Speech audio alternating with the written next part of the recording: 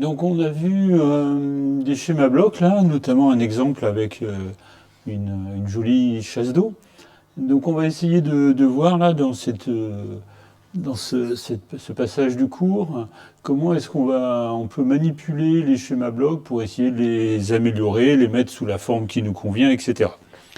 Donc si je commence ici par ce qu'on appelle une jonction, c'est-à-dire une connexion entre deux blocs qui se séparent en deux, là, ici, enfin la jonction, ça c'est le nom, c'est une jonction, ça c'est un sommateur, on en a parlé déjà rapidement, ici à 3 entrées par exemple, avec ici des signes plus ou moins qui indiquent le signe de chacune des entrées dans la somme.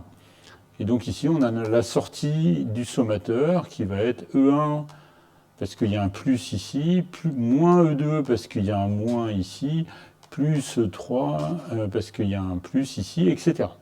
Donc évidemment, l'ordre des plus et des moins peut être changé pour s'adapter au système. Donc on a des jonctions, des sommateurs, les blocs qu'on a déjà vus avec chacun a sa fonction de transfert qui correspond à ce que réalise le bloc. Donc ici, j'ai 3 blocs en série.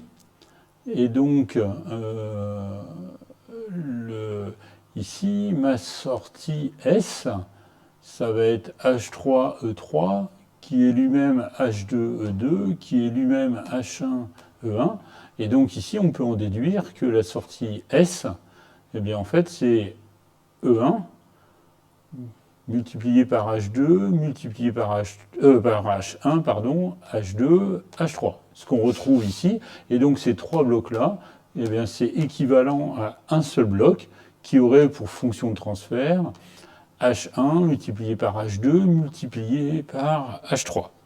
Donc on peut fusionner comme ça des blocs en série en un seul bloc en faisant le produit des fonctions de transfert qui sont dans les différents blocs. Alors qu'est-ce qu'on peut faire d'autre?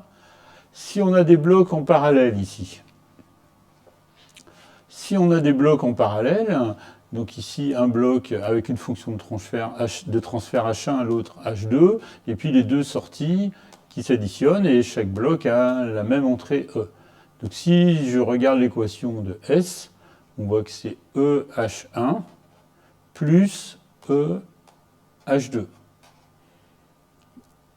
Bon, et si je veux un schéma bloc équivalent, il faut que la sortie S reste la même, et j'ai envie de fusionner ces deux blocs en un seul, ben du coup, il suffit de faire H1 plus H2 pour avoir la même équation de S, ici, donc le même résultat, et donc des schémas équivalents. Ok, donc l'idée, c'est toujours de modifier le schéma en essayant forcément de le simplifier, mais en gardant évidemment les mêmes sorties, les mêmes entrées, etc. Alors qu'est-ce qu'on a d'autre? Voilà. Si j'ai envie, pour une raison ou pour une autre, de déplacer une sommation qui est coincée ici entre deux blocs. Donc cette sommation-là, je veux la déplacer de l'autre côté avant H1. Qu'est-ce qu'il faut que je fasse? Alors est-ce que j'ai le droit? Et à ce moment-là, qu'est-ce qu'il faut que je fasse? Alors est-ce que j'ai le droit? J'ai le droit si ma sortie S reste la même, ici, en fonction de l'entrée E et puis de M, comme une M par exemple pour une mesure. Alors là, il faut regarder un petit peu. Il faut regarder pour être sûr que même intuitivement, on n'est pas en train de se tromper. Donc je regarde que vaut S dans le schéma du haut. Donc dans le schéma du haut, S, c'est égal à epsilon H2. Epsilon, c'est égal à quoi? À S1 plus S2. Ici, il y a un plus et un plus dans le sommateur. Donc ça fait S1 plus S2, je remplace epsilon par sa valeur, H2. Je remplace S1 par sa valeur, S1 c'est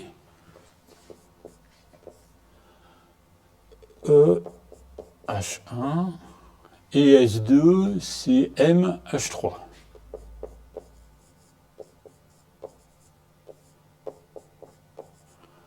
Voilà. Bah, je développe. Donc ça fait E H1 H2 plus M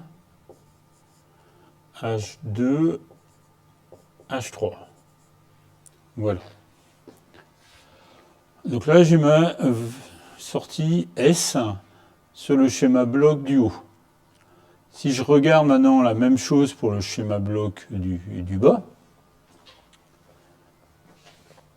S, ça va être égal à epsilon H1 H2. Je remplace epsilon par sa valeur, donc ici c'est pas le même epsilon, hein, il vaut E plus M H4. Et tout ça, donc ce epsilon est multiplié par H1 H2. Voilà, je vous laisse regarder. Ok, je développe encore. Donc ici, ça fait E H1 H2 plus M H1 H1 H2 H4. Alors maintenant, si je veux que mes deux schémas blocs soient équivalents, il faut que j'ai égalité entre mes deux sorties. Donc ici, en bleu, cette partie-là, E, H1, H2, bah, je la retrouve ici. C'est normal, ça correspond ici à la chaîne directe, là, et ça, je ne l'ai pas changé. Donc on a exactement la même chose. Par contre, sur la partie en vert, j'ai M, H2, H3, et là, j'ai M, H1, H2, H4. Du coup, il faut que ces deux termes-là soient égaux si je veux que mes deux schémas soient équivalents. Donc il faut que, je suis passé en bleu, H2, H3 soit égal à H1, H2, H4. Donc déjà, je peux simplifier les H2. Et il me reste ici, je vais le mettre en noir, H4, qui va être égal à H3 sur H1. Voilà. Alors ce résultat, intuitivement, on pouvait le deviner, puisque ici le signal qui était M était ici multiplié par H3 avant d'être ici remultiplié par H2. Alors que là, ici, il passe dans cette fonction de transfert qui suit la même boucle, simplement il est multiplié par H1 en plus, alors que ce n'était pas fait dans le premier.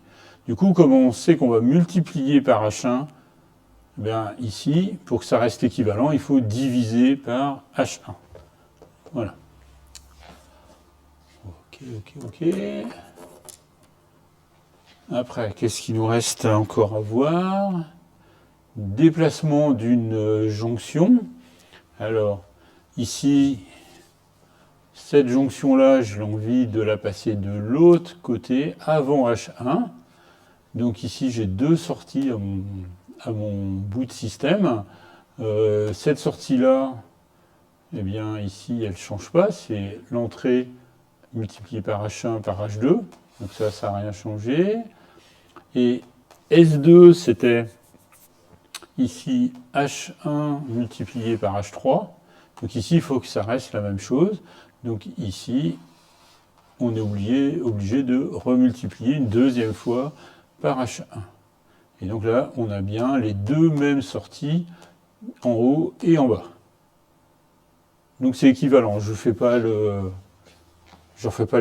calcul, ça me paraît comment dire, compréhensible directement.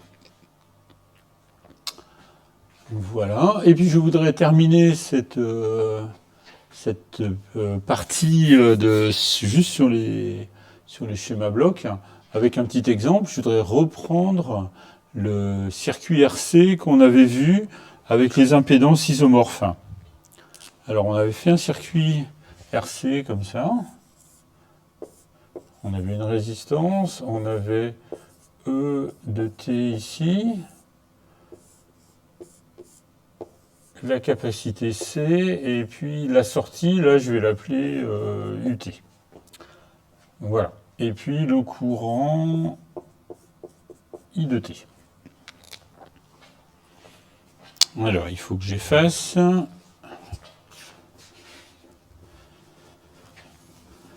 Et puis je voudrais faire un schéma bloc de ici ce circuit RC. Alors pour faire le schéma bloc, il va falloir poser les équations, pour pouvoir avoir les fonctions de transfert des blocs et voir comment je peux articuler les différents blocs. Alors ici, on va poser deux équations. Pour trouver I, je vais dire que la tension aux bornes de la résistance, c'est E moins U. Ici, ça va être égal à R I. Voilà. En faisant une maille, là. Et puis, pour avoir ici, je vais avoir quoi? I de T égale C D de U sur dt. Voilà, j'ai mes deux équations ici, dans le domaine temporel, qui vont me servir pour faire le schéma bloc. Alors, ces deux équations, je vais les passer dans le domaine de la place pour pouvoir avoir les fonctions de transfert. Donc la première, ça va me donner EP moins UP égale R IP. Et puis, du coup, moi, ce qui va m'intéresser, c'est I. Donc, du coup, je peux tout de suite écrire IP égale 1 sur R E moins U. Voilà. La deuxième, donc on a IP égale C. Alors DU, ça fait une dérivée, donc on multiplie par P. CP UP. Voilà. Et donc, moi ce qui m'intéresse, c'est U. Ici, ce sera UP égale IP multiplié par 1 sur CP. Voilà, donc je vais utiliser ces deux équations-là. Alors, comme entrée à mon système, essayons de faire le schéma bloc. À l'entrée du système, j'ai E. Et on voit, on commence par faire E moins U. Donc je vais mettre un sommateur avec un signe plus et un signe moins. Et ici, j'aurai la sortie du système U de P.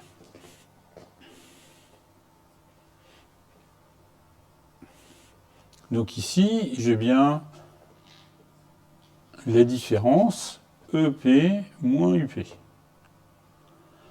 Cette partie-là de l'équation. Maintenant, si je divise par R, je vais trouver I. Donc si je passe dans un bloc dont la fonction de transfert est 1 sur R, ici, je vais trouver le courant. En fait, ici, j'ai la tension aux bornes de la résistance.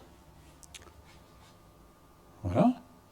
Et si le courant, ici, je le multiplie par 1 sur Cp, ben je vais trouver U.